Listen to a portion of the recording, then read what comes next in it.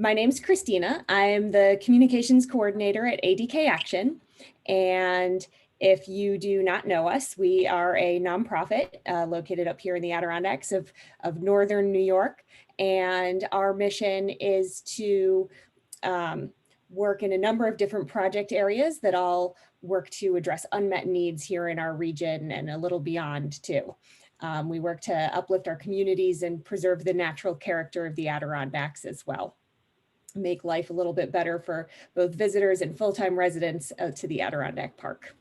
So Compost for Good is one of our newest projects, and our shared goal is to help keep nutrients in our communities through composting, which builds local resilience, heals soils, and helps reduce global greenhouse gas emissions. So tonight, hosting our Compost Cafe is Katie Culpepper, one of the co-founders of Compost for Good. And we may have Jen Perry joining us by phone at some point, another co-founder of Compost for Good. And one of her other hats is working at AdkAction, I just lost the acronym, Katie. Adirondack North Country Association. Thank you, Adirondack North Country Association. So we might have Jen pop in too with her 2 cents as well. So once again, thank you for joining us. Feel free to pop any questions in the chat, or especially when we get to, Katie's gonna share some information about composting systems. And after that, when we get to some Q&A, feel free to just kind of unmute yourself, raise your hand, say, I've got a question in the chat, and we will have a conversation about composting. So Katie, I'm going to stop sharing so you can share your screen. Great. Okay. I'm going to get us started here. Thank you for your patience. Hopefully everyone sees the screen in just a minute. Well, I'll get started while I'm working on that. I'll try to multitask. Thank you so much for being here. I'm thrilled. What a perfect way to spend a Monday evening talking about compost. As Christina said, and thank you, Christina, for that introduction. I'm Katie. I am one of the founders of Compost for Good, joined tonight by Jen Perry, who I hope will be able to introduce herself in just a minute. Not joined, unfortunately, tonight by John Culpepper, who is recovering from surgery right now and would love nothing more than to be discussing compost systems with you all tonight. He will be with us for the 3rd and final Compost Cafe, which is in 2 weeks. So if you are interested in seeing his face and asking him some questions, he will be back and will be psyched to talk about composting then. Jen, do you want to, if you can, I think you're joining us by phone. Do you want to just pop in and say hello? Sure, yep, I am by phone. I just got a last minute need to transport a child. So I will be listening in, however, and yeah, this is Jennifer Perry from AdkAction, partnering with Katie and John, and super excited to hear what comes out of tonight's conversation. Thanks, Jen. So we wanted to structure these cafes, and please let me know if sound is an issue. Feel free to chat if I'm yelling or if I'm not loud enough. We wanted to structure these compost cafes just a little bit to give us some avenues to start from, but also want this to be really informal and kind of conversation. But tonight's theme loosely is composting systems from backyard to community. We'll talk a little bit about commercial as well. And I do think we are joined tonight by Bill Domenico, who represents kind of the business side of composting here in the Adirondacks. And I would love for him to jump in when we get to that point, if he is willing. I'll give him some time to warm up to that idea. If you're here, Bill, thanks for being here.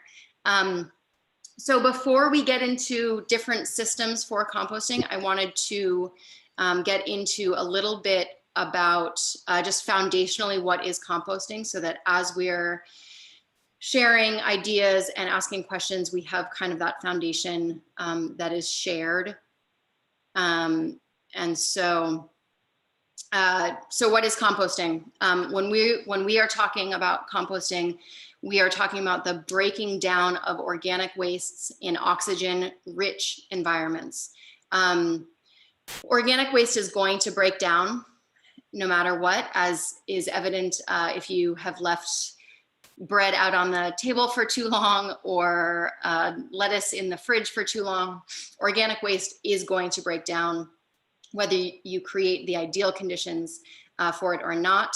So we hear a lot of times people say, well, if it's going to break down, what's the difference between it going to a landfill, it will break down, versus compost, where it also breaks down?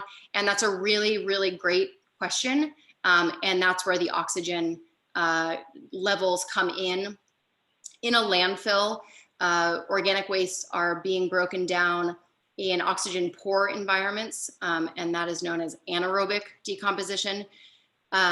In that case, in the case of anaerobic decomposition, the byproduct is methane, which is a very potent greenhouse gas. If you're following along with climate change and are concerned, as many of us are, with what is happening with our planet, you know that methane with carbon is, among others, is problematic when it's released into the environment, into the atmosphere. There are great anaerobic systems where though they produce methane, the systems are capturing that methane to be used for energy.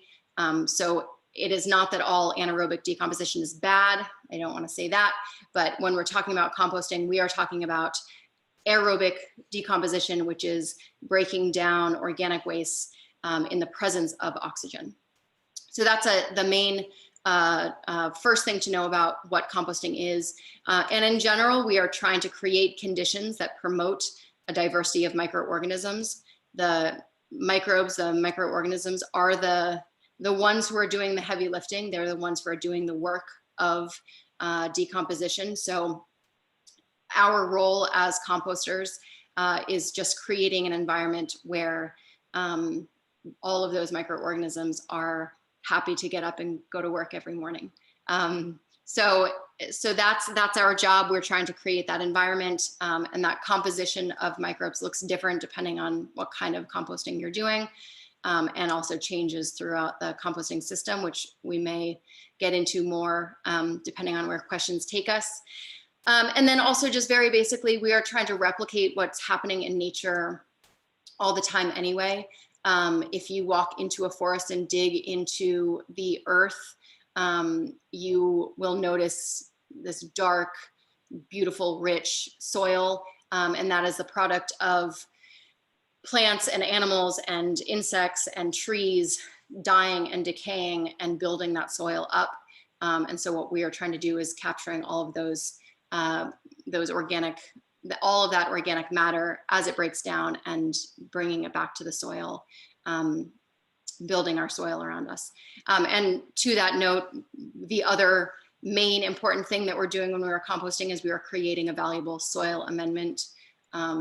Much of our soil across the globe is depleted. And so to the extent that we can add to that soil to build it up is really important. And a huge way of doing that is taking food waste, composting it, and bringing it back to the earth.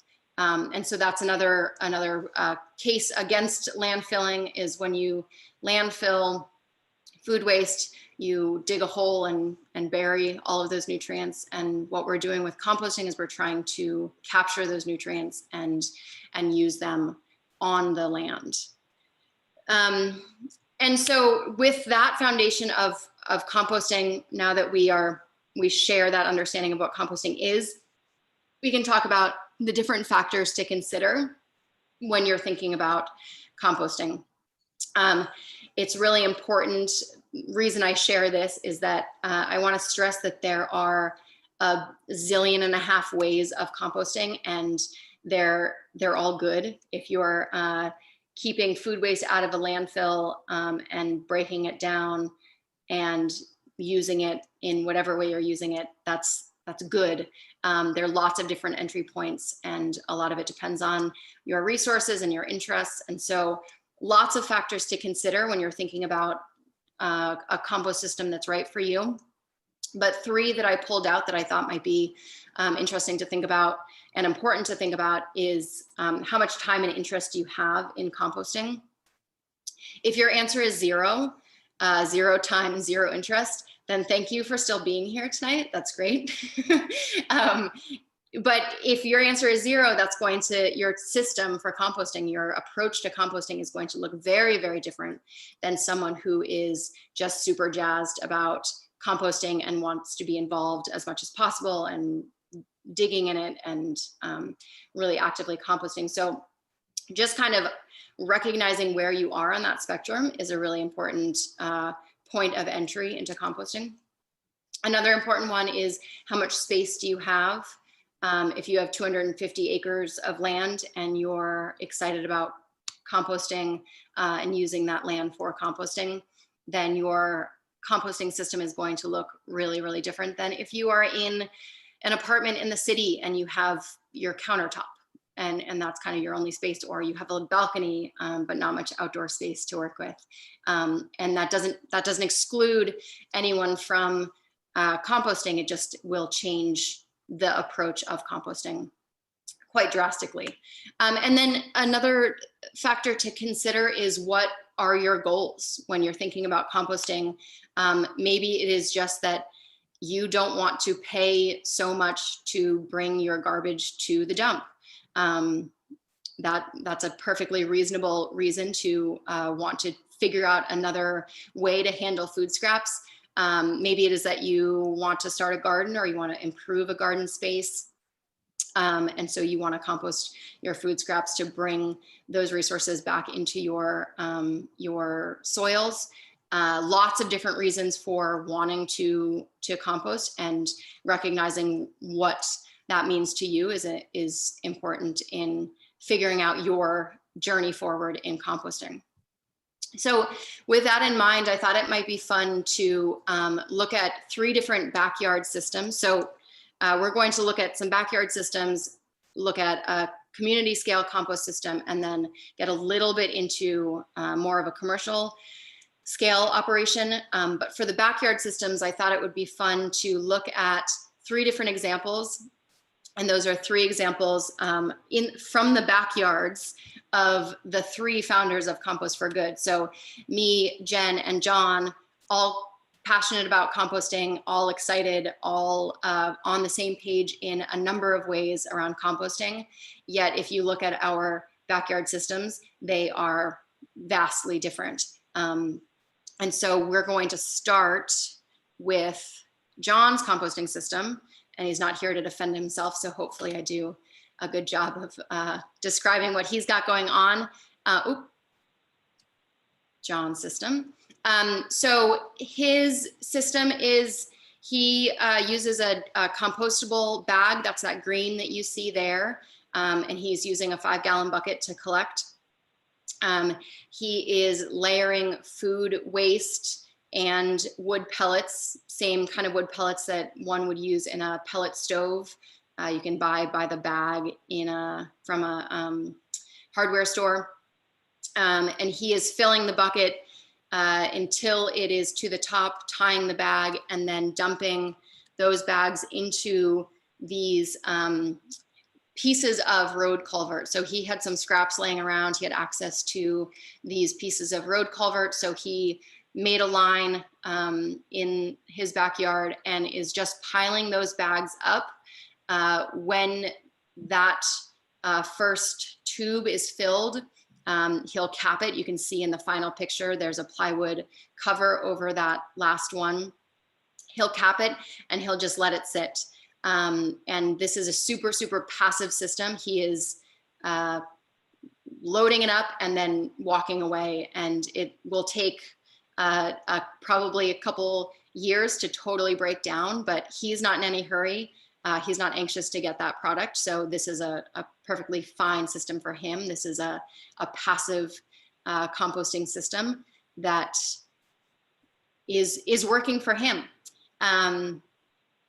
Next up is my system here. This is a 3-bay, 3-bin compost system.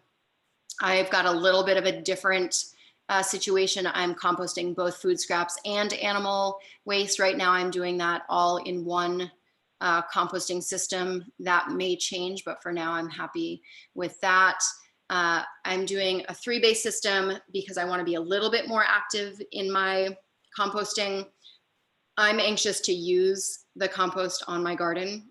And so I don't want to wait a couple years for a finished product. The 3-bay system allows me to have 1 bay that is for carbon.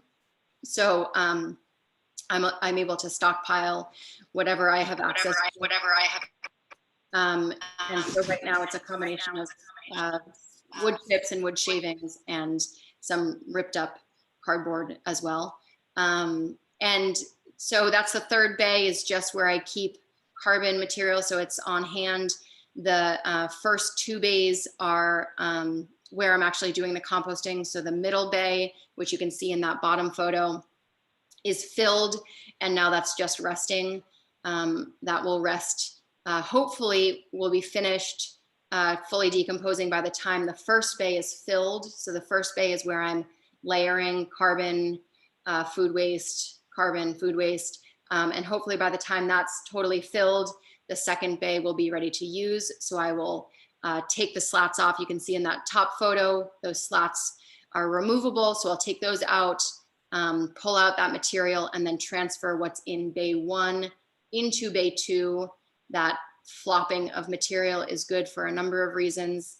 The old material then is on the top. It aerates it. It gives it one kind of full mixing and flipping, which is good for kind of kickstarting again all of those microorganisms that are doing the work. And then I'll begin again in bay 1. So pretty different looking system using the resources and the needs that I have. And then Jen, do you want to try to explain from phone? Yeah, can you hear me okay? Yeah. Oh, excellent. Yeah, I'd be happy to. So I'm not sure which pictures are up, so you can feel free to just click through, but my general approach is that I have a pallet bin that I constructed that's just intended to keep my dogs out of the compost bin. And as I add food waste, I layer it with various forms of carbon. So that could be sawdust or leaves or straw, hay, things like that. And that's the layering part usually is throughout the winter when I'm not able to actively compost. And then as things thaw, or if it's in the middle of the summer, I have a 55-gallon barrel that I inserted a pipe through the middle so that it can rotate. It's pretty hopscotch, but I just grabbed a bunch of old scrap PVC pipes that were floating around that I inserted as aeration. They also, and I did not plan it this way, served to drain off any of the soupiness. If it gets too wet, it seems to drain off just the right amount, which I try to collect to add to my garden as compost tea.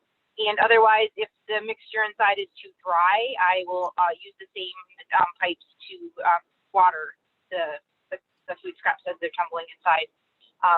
And again, I just add I don't measure, I just add the food waste carbon mix as it comes out of my wood bin.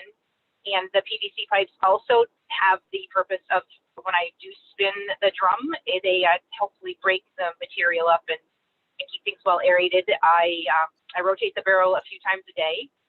And what I've experienced is in about a month, all of the large food scrap particles, which I chop pretty well before they go in there, are unrecognizable as food scraps. But there's still some pretty big chunks of organic matter. So I remove that to my greenhouse and stack it in rows next to my plants to let it further decompose. And as I think some of us have heard, unfinished compost can actually rob your soil of things like nitrogen. So it's not the best to mix into your soil until it is fully inert. Very unscientific, but it has been working for me so far. And I don't have any pictures of this, but I will add that probably the most successful composting approach I've had is every year I take a section of my garden that's the weediest and I lay something down. I personally am fine with cardboard but you could use something like thick mats of leaves or straw as a base layer. And I use the lasagna composting approach, where I layer different layers of organic material, and I basically just let it sit. And in the fall, I can stick my shovel into a very rich, loamy, sometimes up to 6 inches of nice dirt that I really don't have to do much to get. I will say that I do add peat moss to that mixture. You don't have to do that. I just happen to have extremely sandy, very poor quality soil. So that's my approach. Great, thank you, Jen. So those are just 3 examples of backyard systems, and there are many, many, many different ways of doing that, and we'd love to hear from you if you have questions or thoughts for backyard systems. But we do want to do just a quick overview of a particular community scale system. This is one that Compost for Good is passionate about, is excited about. This is what we consider a community scale composter, similar to Jen's. This is also a drum composter. So this is a 3-foot diameter by 20-foot long. And it is capable of processing community's worth of food scraps. And that community is 200 to 300 people based on EPA's assessment of how many pounds of food waste an average American produces in a day. So these systems are pretty cool, and there are 5 of them out in communities in the Northeast, and we're excited about seeing more of those go out. Backyard systems have a great place in the composting world, but we think there's a lot of potential for communities to get around composting altogether, whether it's at a school, which is where a lot of ours are, or a community garden or whatever. Thermal mass, the amount of food waste, is an important part in keeping temperatures up and keeping composting really efficient and effective. And when you have a community's worth of compost, you're going to just have that much more efficiency. And so there's some really good benefits to a system like this, which again, we'd be happy to talk more about or answer questions about if we have those. And then lastly, just a quick overview of commercial scale composting. Often on a commercial scale, you'll see what's called windrow systems, which are long piles of material. It's a little hard to tell in that top left photo, but those are long. That's all bedding and animal manure. And those are turned every couple of weeks in the summer by just a front-loading tractor. And that system works pretty well when you've got the space and you've got a lot of mass, a lot of material. That's a system that works pretty well. And then the short video is another commercial system, same thing, windrows, and I don't even know what this equipment is called. I think its sole purpose is to just flip the material. It's pretty amazing, pretty cool to watch. So that's another example of a commercial scale composting system. And I wonder if Bill, you don't mind me putting you on the spot, if you want to give a really quick kind of description of your business, your commercial system, and then if you do a quick one, then maybe if you're willing to take some questions, if people have them, that would be great. But if Bill's willing, we'll hear from Bill, and then I think we'll open it up to any thoughts or questions that anyone has. So I will stop sharing. And Bill, what do you think? Are you here? Sure. Yeah, sure, absolutely. Can you hear me? Yes. Great, yes. Domenico, partner, founder of Blue Line Compost here in the Adirondacks. And I guess sticking with tonight's theme and talking about how we do it, our system is actually very similar to Katie Culpepper's. We have a 6-bin aerated stack pile system. And our bins, all right, so I guess backing up one second, We mix all of our material on a mixing pad, food waste, horse manure, kiln dried bark, generally 1 part food, 3 parts manure, 3 parts bark. And we move it all around with a tractor, mix it up, load it into our bins.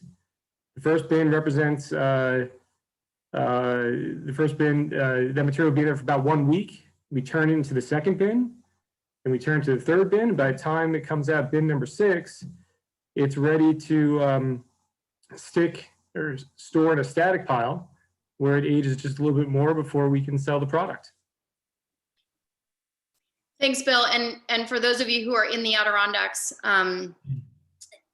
Bill's business is a great example of a resource if you are someone who has zero interest in actually composting, but are interested in keeping your food waste out of the landfill. There are businesses popping up all over New York and all over the country, people who will take your food waste. And so that's a good resource to know about. So we're going to thank you, Bill. And if you're willing to stay on and people have more questions about commercial scale, I may push them to you if you're okay with that. We'll get into questions now. And as Christina said earlier, you're welcome to throw questions into the chat or just unmute yourself, throw your video on, and I would love for this to be as conversational as anyone else is comfortable with. But while I'm here on the chat, I did see one question come in that I'll address quickly right now, and that is from Greg, who said, is New York State considering a bill or a law similar to what Vermont recently did, which was eliminating food scrap waste? And the answer is yes. New York State has legislation that is effective as of January 1st of next year, so we're less than a year away, which will ban the landfilling of food waste from large producers. So at this point, the New York State legislation is coming, and at this point is only targeting really large producers with a lot of loopholes, because as a state, we are less ready to have an aggressive mandate like Vermont has had, but it's coming. And that's a lot of the work that we're doing at Compost for Good, is figuring out how to help communities get ready for an inevitable shift in New York, which is looking at eliminating, decreasing, and then hopefully eliminating the landfilling of food waste. But we're some years out from that probably, although the first step of that law is coming in just under a year. And maybe if someone, Christina, I was just gonna say, yes. So if you go to, Christina just put it in the chat, you can find more information about legislation that's more articulate than what I just did. So thank you, Christina, for being on that. And good question. Yeah, there are a lot of states that are mandating different handling of food waste, and excited that New York is on board. Anyone have anything they want to shout out, so I'm not the only voice? Katie, I actually have a question as a home composter, and it's Yes, a genuine question. So like my family eats a lot of vegetables, so we end up with like a lot of the like green matter for our compost bin, and we just have like a bin that kind of keeps a heap contained, and then I occasionally try to like turn it from the top. It's very not professional. But is there anything like besides like shredded like cardboard, I've heard, so like I'll take like my Amazon boxes and I'm like shredding them up, and like leaves and things like that. Is there anything that's just like easy to throw in there? I saw you had done like a video, and you guys have like maybe wood pellets or something. Yeah, so wood pellets that's what currently we're using with the community scale composter. We're using wood pellets, and that is what John is using for his system. That's a really, really convenient way to incorporate carbon into your system. It is not the cheapest solution. So yes, there are lots of different ways. Pellets are a really easy way to do it, more expensive. There are also a lot of transfer stations or dumps will have piles of leaves, depending on the time of year, we'll have piles of leaves or wood chips that are free and available to anyone who's interested. Sometimes just your neighbors may have bags of leaves that they raked up, and I think I shared this in the first Compost Cafe. I got, I think, 40 bags of leaves from a couple different properties from a woman who otherwise would be paying to have that taken to the landfill. And I was happy to take them, and she was happy to give them. So part of it is just connecting to your community and or figuring out what your resources are. And if the easiest way for you is to buy bags of pellets, great. If that works for you, then that's a great solution. Sometimes I'm just looking for like the easy. Yeah, I just need to know. Totally. Yeah, right. And again, there's like lots of different entry points. And for me, I'm looking for cheap. I've got time, but I don't have a lot of money. So I'm looking for the harder, the more. It's the sweet spot. There's like the three things, it's like either cheap or it's easy or it's like readily available, Right. Yeah. So it's just figuring out, what are your resources? What's your interest? How much time and energy do you want to invest in tracking down carbon, and how much, so lots of things to think about there. Thank you for that question, though. That's a good. Actually, on that topic, sorry, I saw in the chat, Derek asked about like, what are some composting don'ts? Yeah, so, and on the carbon note, I just want to, I hope that, or probably most of you, if you're interested in composting, understand why the carbon is important, but like that one of the first slides, in trying to create an environment that makes the microbes happy, that makes the microorganisms happy, carbon is an important part of that. So a lot of people troubleshooting are saying like, my compost is just stinky and it's not breaking down and it's just wet. And the reason is that no carbon is going into it. So carbon helps with a lot of things, but it is an important piece there. And we can talk about ratios if people have questions about that, but I will answer that. List some composting don'ts, things to not add, things that you should strive to add, etc. Thank you, Derek, for that question. Yeah, and a lot of it has to do with your system. So a lot of people who are getting into composting are told no dairy, no meat, no nothing like that, and that there are good reasons for that. If you don't have a system that will get to a certain temperature, 130, 140, which is when pathogens are killed and when weed seeds are sterilized, then you don't want to add dairy and meat and things like that. So yeah, a lot of it has to do with your system, your particular system, what you're working with. As long as it's organic matter and you have some idea of what counts as carbon and what counts as nitrogen, you can really decompose anything, but depending on how aggressively you're doing it, some things may be off the table.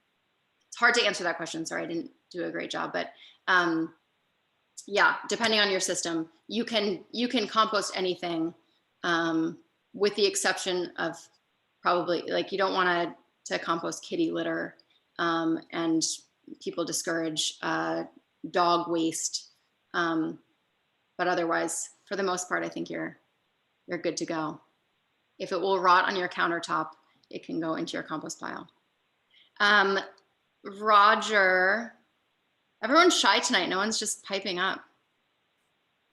That's okay, but feel free to if you want to. Roger says log cutting wood chip better than fall leaves. Again, I think it's what you have access to. If you have brush and you have access to a wood chipper and you can easily get that carbon source, then great. That's a really good option. Fall leaves. Leaves are great, just leave in place. So if you have another carbon source, you can leave the leaves where they are and use the wood chips. But again, it's up to your system. Both work really well. Both are carbon.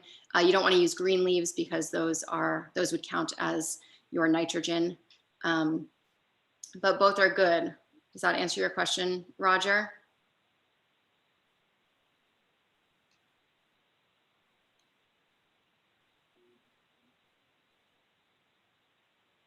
Great.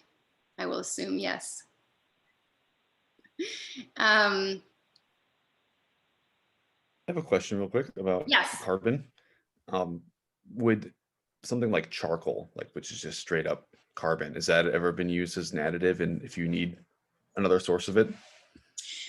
Yeah, ash from fireplaces is often mixed in, and it is a fine additive.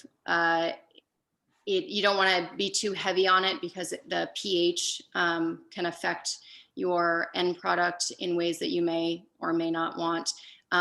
So I would think of it as an additive rather than the carbon source.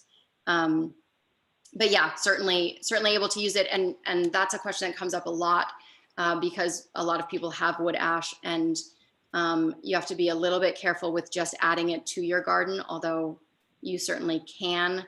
But when you add it to your compost pile and let it break down,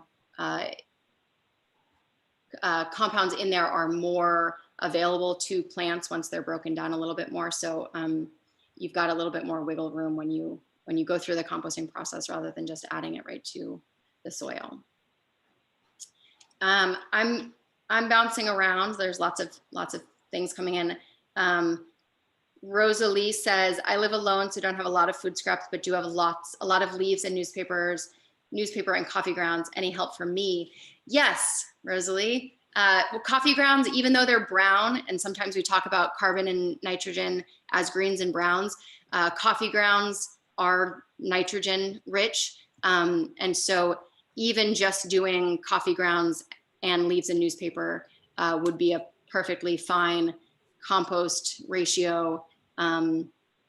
You could certainly use that. If you have lots and lots of leaves and newspapers and you don't want to, and you're not composting on your own, people like Christina may be really excited about taking your leaves from you. But that combination, leaves, newspapers, coffee grounds, are perfect. Those two things can work together to make a really beautiful compost. Bill threw in there, thank you, Bill. Check in with your local tree guy and or wood shop. They may have chipped wood or sawdust that they have a hard time getting rid of. Very true. The electric company, there's an electric company and tree service people who, are looking to get rid of wood chips. And so if you can connect with the right people, they may be willing to do dump loads of wood chips onto your property anytime they're close by. So again, find out what resources are around you, and do make sure you have that stockpile of carbon, whatever it is.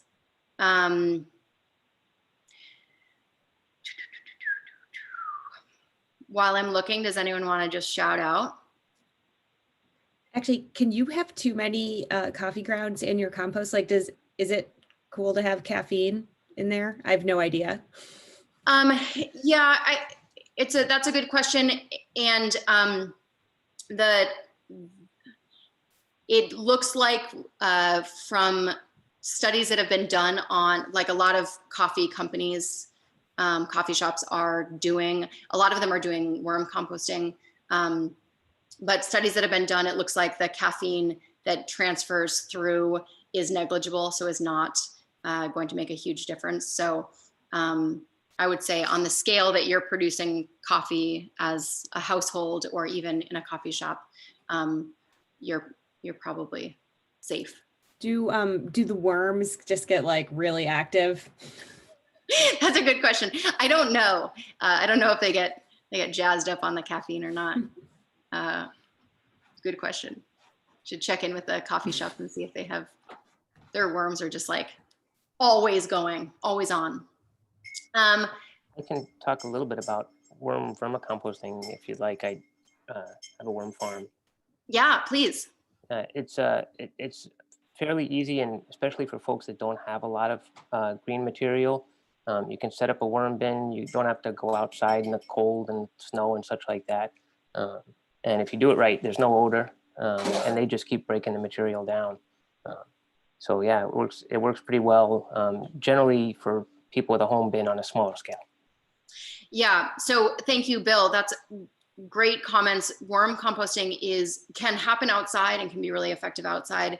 But for those of you who have tighter space, are in an apartment, or just have a balcony or something like that, worm composting is a really great compact way to do some composting on a smaller scale. Thank you, Bill. Bill, if you have a worm farm, assuming you're not on a small scale, what's your scale looking like?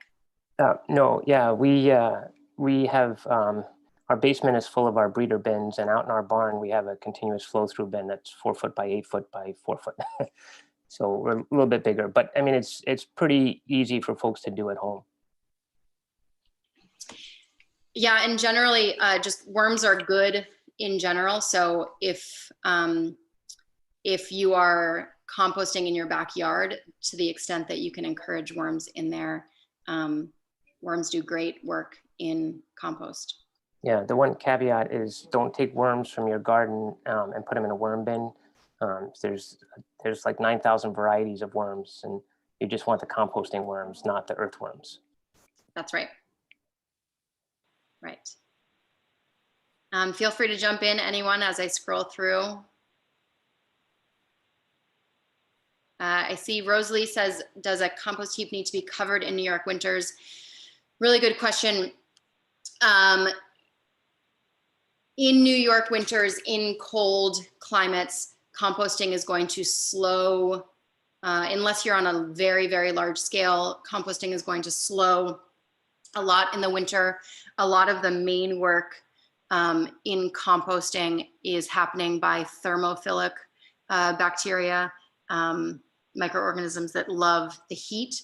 And so when it's like this morning was 5 degrees where I am, those guys were not active. And so covering is one thing to keep heat in. You can retain some heat with a cover. A cover is probably more important in just keeping weather out in general. And so part of keeping your compost pile happy is keeping the right level of moisture. And so if you have rain or snow coming in constantly to your bin, you're gonna have a hard time controlling the moisture level in your setup. And not only the more moisture you have, the more you're likely to trend towards anaerobic breakdown, and where you'll start to get smells, which is in part methane, among other things. But so if you are open to the elements, then you have a harder time controlling moisture levels. Also, if rain is just running through, I think Jen was talking about compost tea, which is essentially the liquid that would come out of a compost pile. If you have rain coming in and draining out, then a lot of those nutrients are just running out. So you may have like gorgeous grass around your pile, which depending on your goals may be totally fine with you. But if you're trying to keep those nutrients kind of contained and usable for where you want to use them, then keeping a cover on there is a good idea. Thank you, Rosie, for that question. This is Greg. I have a comment about the life cycle analysis question with the energy. Definitely thought of that too when I saw the bucket loader, and some of those things are steam driven, some of the drives. For the life cycle question, you might want to consider Energy Institute of America. They've done a lot of that work, and compiled it. It's just eia.org. I do think in our world up here, local is the best place to start, because you can control the variables and you can control the distribution. When things get really large, it gets your backyard motivation gets kind of swallowed in the how everything's got to be when it's large. I have a related question to that too, for kind of everybody here. I'm just wondering if any of you have any knowledge about community scale composting, like transportation and/or collection methodologies. I'm currently a graduate student studying compost and looking at the current state of affairs of organics waste management. It seems like transfer of these wastes is one of the biggest things hindering or causing an obstacle to getting everybody connected to composting their food waste instead of landfilling them, because not everybody is going to do their own compost. So does anyone have any like success stories or even otherwise to share about transferring and collecting organic waste at a community scale? Bill, Domenico, do you want to hop on that?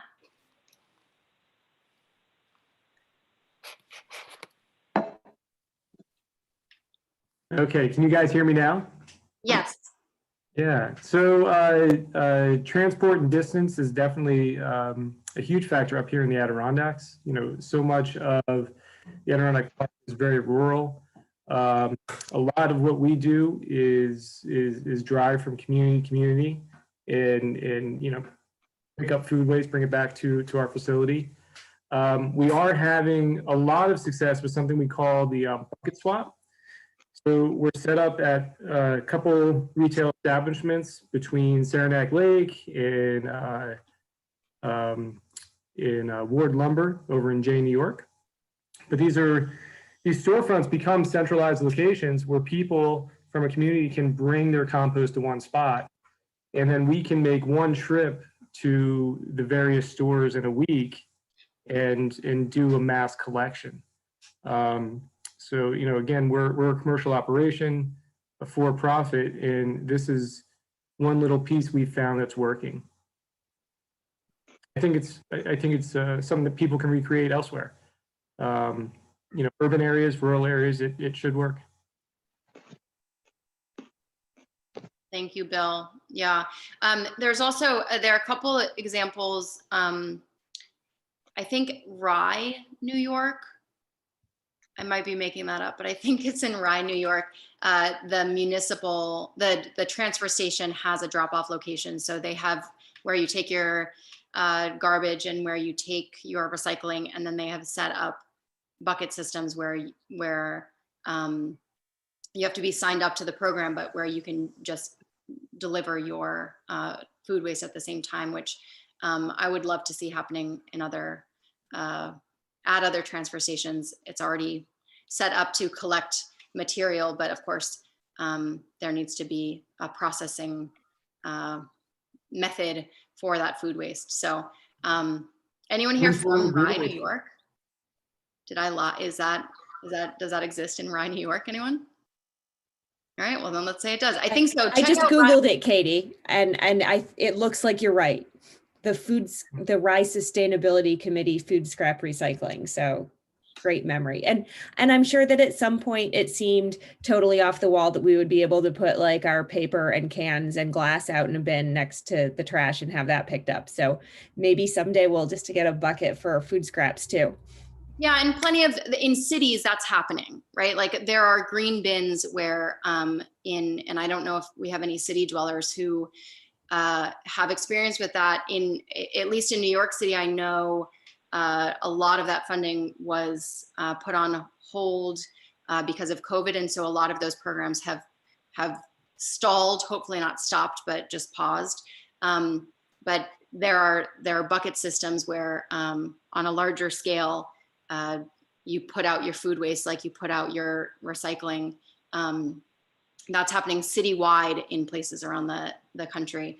It is crazy for us because it has not been our reality, but it sure could be, I think, and would love. So Rye, New York is an example, and there are a couple, I think Rochester maybe, or somewhere close to there has another interesting, they just did a pilot program, but there are examples out there of towns, villages, communities, cities who are taking, trying to keep nutrients close by and processing close to home. I would guess Ithaca as well, just from what I know about Ithaca. Oh, yeah. They're like Portland, Oregon. They're the leading edge usually. Yeah. In Yeah, Auburn. I'm here from Rochester, so I'm glad that there was a shout out for Rochester. And Am I right? Does Rochester have some kind of program? well, the bucket program has been most successful in like apartment complexes where there's a large density of people that, you know, of course, don't have the backyard to do it. So that's been the most successful, but it's an apartment by apartment decision if the people want to participate. And I'm on the Pittsford Environmental Advisory Board, so I'm attending to look to see ideas for more of a community-based system for us to follow. And I'm also a backyard composter. I have the dual barrel rotating system, and I had the same problem as Christina, as it's just stuff just wasn't breaking down. So I'll just keep adding more leaves. Yeah. Did I see a hand? Yeah, just that one resource or one source of like food waste that is already kind of concentrated is school system waste. At the Wild Center, we have one of those high flow drums, and for pre-pandemic times, the neighboring LP Quinn school, which is literally next door to us, I think it was as simple as one of our staff like drove over with a truck and just picked up all the compost congregated in one place and drove it back to our drum. And just because a school, you know, cafeterias produce so much waste, it was a perfect kind of partnership just because it was already there. So it's like on the one end, when thinking about supply, it's like collecting from a bunch of people, but are other institutions and places that already have it kind of aggregated in a school system or school, individual school by itself is a really good source of collection because it's already sort of there. Just, yeah, a thought. Yeah, that's a great example of, and I think that we're spending a lot of time on backyard systems, but what at Compost for Good, what we're super excited about is those kind of systems where you are taking advantage of places where there is already a mass of food waste. So schools, prisons, hospitals, you get into more regulations as you get into things like that. But schools especially, you've got kind of your captured audience. You're going to have that food waste that's not going to run out. It's a little bit trickier right now with COVID, but there's like a scale of efficiency, right? Where backyard composting is great, but I think Julie, you just said that in a small drum, it's not breaking down, and part of that is that you just don't have the mass of material, right? You can't get the temperatures that you really want because you don't have enough material. It will still break down. It will take longer, but when you can build up the amount of material you have, when you have a community's worth, a school's worth of food waste, you're going to have a faster return on your input. And so when we're talking about transportation, the transport of food waste, I would advocate that we're not looking at commercial operations as our gold standard. I think that's great, and there's a place for that, but also we don't want to just be trucking like we were with our other waste. We don't want to just be trucking our food waste. For us, for example, in the Adirondacks, all of our waste, all of our garbage is hauled outside of the Adirondack Park. And if we can keep, I don't want to see a large commercial operation that is capable of processing, you know, Adirondack waste for all of those resources just go out of the park. If we can have smaller setups around so that all of that food waste is being transported less far, but still staying within community, that to me is a win-win, right? The less transport, keeping out of landfills, and that organic matter is staying within the community, is going back to the gardens, going back to forests, going back to wherever. So. Something I'd just like to point out too is that it's actually really expensive to haul organic waste. It's much more expensive than recyclables because they're way heavier. So paper and plastics versus wet food waste, just think about that concentrated. So that's kind of, I think, the argument to get your foot in the door to say, because of that and the sustainability reasons, we should decentralize some of our waste processes.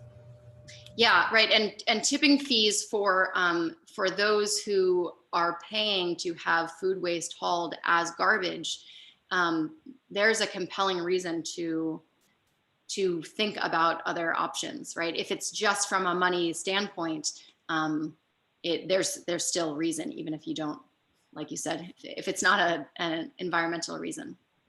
I think that was one of the primary factors in having Vermont move the way they did, because they do realize everything gets trucked out, and they wanted to take control of one of the heavier debris that's going away, like Grace said.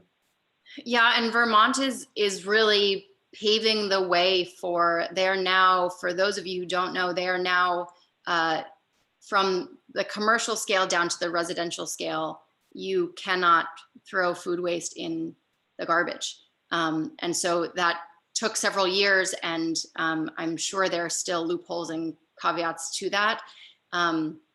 But there's a state who is saying this is something that is important, whether it's for monetary reasons or for environmental reasons. And I hope that it's a combination of both and other things.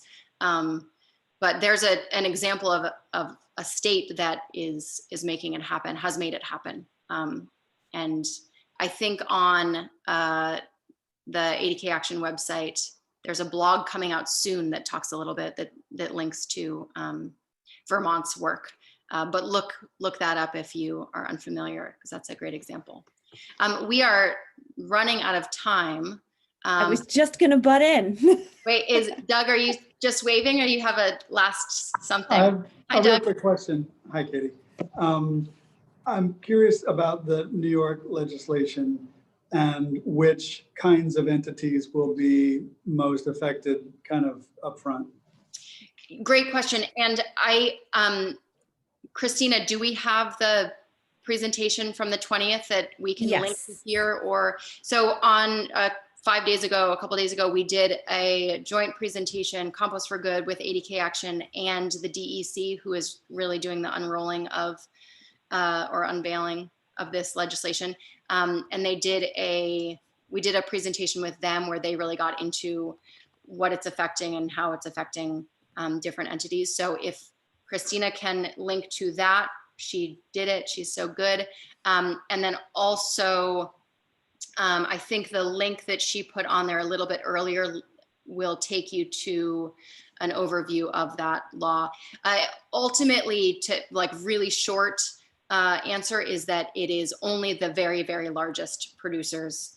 It's like the Walmarts in New York, and there's a lot of loopholes because you have to be within 25 miles of a really large composter, which there just aren't very many. So if you're not close enough to a large composter, you're off the hook.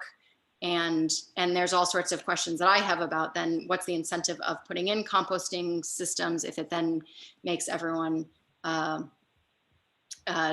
fall into the category of having to follow through with this legislation. So anyway, check out those links.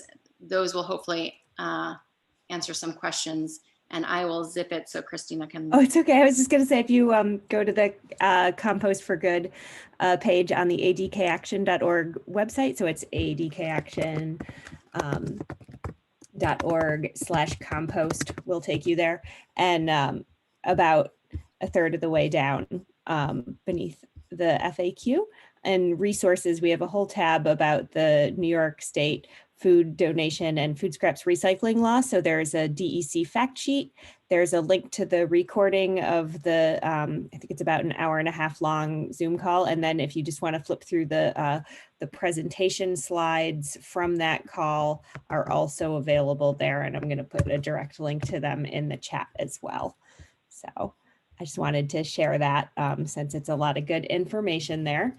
And then we were, I believe Derek had brought up school composting, which got me really excited because in 2 weeks, our final, for now at least, Compost Cafe is going to be all about bringing, well, all about whatever everyone asks questions of, but also it will be about community scale composting and making it happen in your school and community. And I believe we're going to have at least one student with us that has worked with other students at her school to bring community composting to the cafeteria. So I will let Katie fill everyone in on next time. And I know we didn't get to everyone's questions, but we saved the chat. At the end of our Compost Cafe series, we are going to look back and find all the unanswered questions and put them together in a blog post at adkaction.org. And we'll send an email out to everyone, letting them know that that has been posted. So by signing up, you will get that email. So if you had an unanswered question, we're sorry we didn't get to it, and we will get them all answered. Yeah, and come February 8th, then we can you can try to ask again. I'll try to talk less and get more questions through. Thank you so much, everyone, for coming. It's really, really fun to see that people are interested in chatting about composting and talking through ideas. I really appreciate you being here, and hopefully you'll join us on February 8th for our final Compost Cafe. Thanks, Thank you Katie. so much. Thank you. See y'all then. Have a great night. Thank you. Thanks. Thank you. Thank you. Thank you. Bye, everyone.